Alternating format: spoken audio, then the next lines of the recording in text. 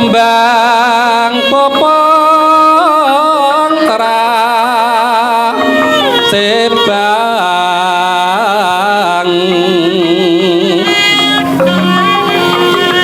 rayungan long malangku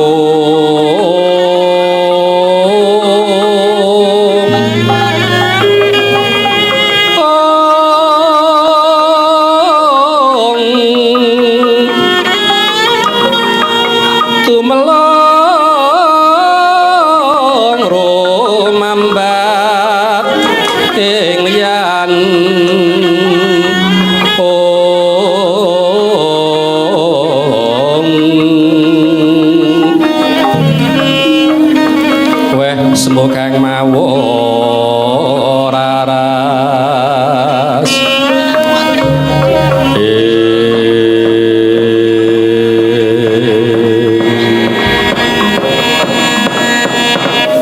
nuwun kawula nuwun amit pasang Kalimantabek linepat nol tulak kelawan sari tinebihna sapu dendaning Jawata sinuwun kula ingkang marak rasa duka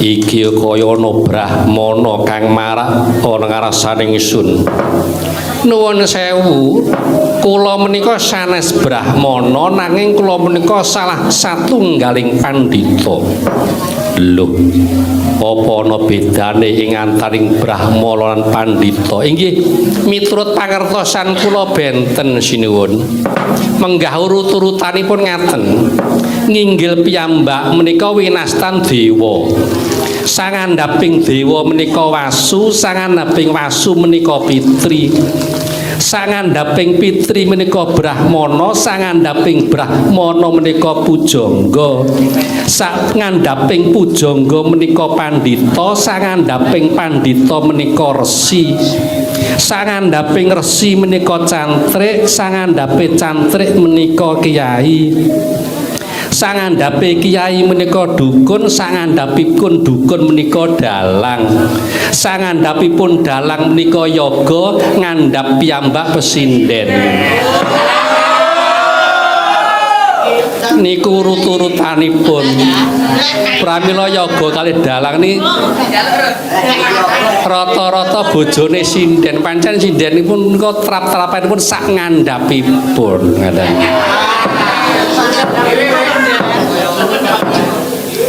yen pandhita sapa aran kula menika pandhita Kleyang Kabur Kanginan Kendang Kebaraten pundi dawah kula inggih menika panggenan kula nami kula Begawan Sidik Permana Begawan Sidik Permana inggih Sidik Permana kondang inggih Sidik ngoten mawon pun cekap Sidik Permana inggih ana wigati apa dene jeneng Sura Marak ngarasane ingsun nuwun sewu kula menika nganglang jagat sak nginggile negari Ngastina sajak peteng sorotipun menapa paduka nandhang sungkawa ing penggalih sinuwun menika ramalan kula lho iya pancen bener panjenengan ingsun menggalake bakal tumurun ing wahyu katentremaneka bawana mongko Bapa Penemban Durna wis wanti-wanti aku bisa nggayuh wujuding wahyu lamun aku bisa ngilangi watak Srei Drengki Dawen Jae lan Metakil kuwi syarate kanggo nampa wahyu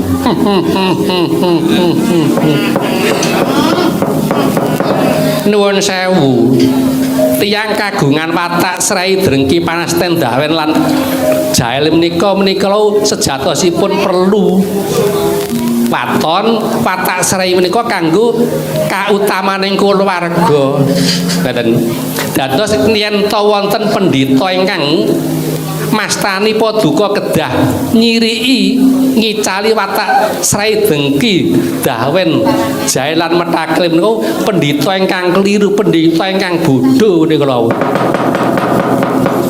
Durnaina karnaning bawana lumajaring ratri cinandak risang terus tajumana benjang rinenggak janggahanya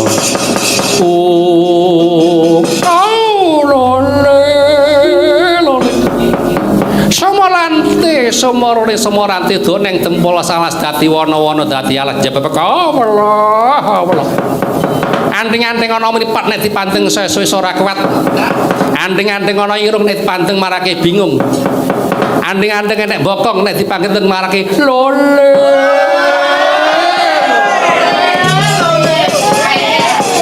Mangko to Begawan Sidik Permana. Lho paduka menika lho kowe durung ngerti karo aku. Inggih derek. Nah tepung nggih wae. Iki sing jenenge Begawan Durna ya aku iki. Oh, paduka Begawan Durna ya. Kowe sajak duweni panemu. Nanging tekamu ana negara Ngastina sajak Sujana penggalihku. Sujana kados pundi? Nitik saka ngelmumu kang kok tokake iki mau. Kowe nggunakake ngelmu dat sifat asma pengal. Sujana jroning atiku. Lho, dat sifat asma pengalaman menika lho, pendhita kok sik tekan ora coba. Dat mau cipta. Nitik ciptamu wis ora tinemu ing lar dene kowe mau pendhita kok bakal tumindak kang kurang prayoga. Dat sifat-sifatnya wujudmu pendhita. Nang kowe duweni pakarti kang kurang nuju prana. Ketitik kowe ngombongi anak Prabu Duryudana supaya duweni watak srai dengki. Dat sifat asma kuwi jeneng Sidik Permana kok apik men jeneng Sidik Permana. Wong kaya mau aja nganggo Sidik Permana. Min boy utawa boymin kuwi apik malahan. Apengal iki panggonan, mongko kowe ora duweni panggonan. Kandang langit kembul mega, ora duwe panggonan kok malah ngatur wong. Aja to panggonan KTP ora duwe kowe iki. Ayo. Saiki kowe kudu lunga ana negara Ngastina. Iki Begawan Durna kang bisa ngrampungi pepetenge negara Ngastina. Nuwun sewu kula ing mriki menika ingkang kula sowani Prabu Duryudana. Mboten sowan dhateng Begawan Durna. Sagedhong samriyun dawuh pengendikanipun Bapa Durna mboten kula gugu nanging sakuku ireng daipun Sinun Prabu Duryudana inggih menika ingkang badhe kula tindakaken.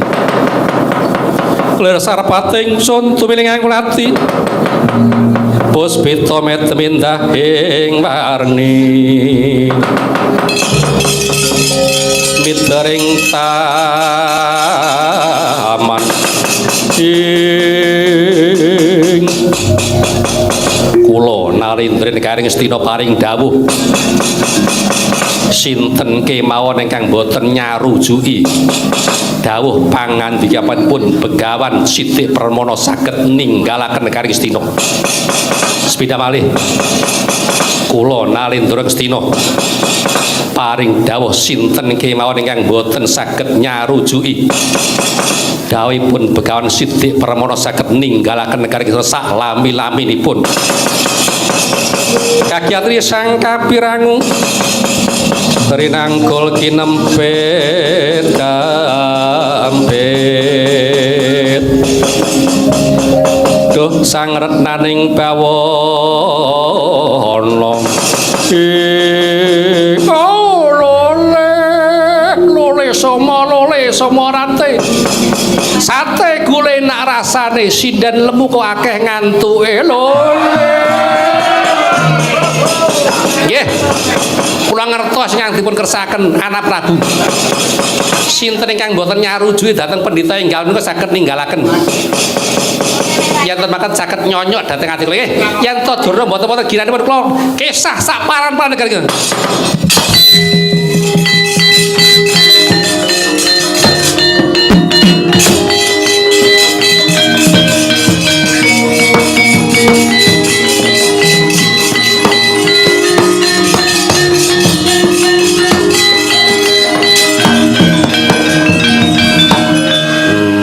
Paman senguni Bapa Durna mingkat nggih kersanipun. Lho saniki Mbayu Durna lek Kakang Durna niku pisahan lho. Lho apa ya? Lho pripun to? Saniki piyambakipun wangsul ngidul kok kepripun? Wah, kaya nggih pun kersane. Kakang Durna mboten wonten menika wonten pendhita enggal. Sang Begawan Sidik Pramana kados pundi suwunge kabujangan tak pasrahke marang jeneng sira inggih kula mboten saged nampi suwunge kabujangan lamun to dereng wonten labuh labet kula piye paman ora gelem dadekake pandhita iki pendhita sing murni iki ngeten iki nek dereng ngeten labuh labetipun mboten purun diangkat elek-eleke PLT riyin ngeten iki lho sameneika ngaten sinuwun Paduka saged nyadong tumuruning wahyu kanugrahan katentreman negari Ngastina kedah dipun tumbali tiyang boga sampir klebet Danyang Marcapada yen to Paduka saged numbali negari Ngastina kelan tiyang boga sampir Danyang Marcapada kula kinten negari Ngastina badhe tentrem sak lami-laminipun mongko sing dadi Danyang Marcapada mung Kakang Semar apa bisa panjenengan ngrangket marang Kakang Semar nuwun sewu kula ingkang badhe sabiyantu kan Paduka kula mangke badhe utusan kalan putra murid kula Nalendra parang gumiwang Prabu Manik Maninten ingkang mangke badhe sabiyantu Paduka ngrangket pun Kyai Badranaya ya yen kaya ngono budal dina iki bebarengan kalan prasata kura ceklen Kakang Semar minangka dadi tumbal ora negara Ngastina iki yen temekaten kepareng kula nyuwun pamit badhe madal paselan sinuwun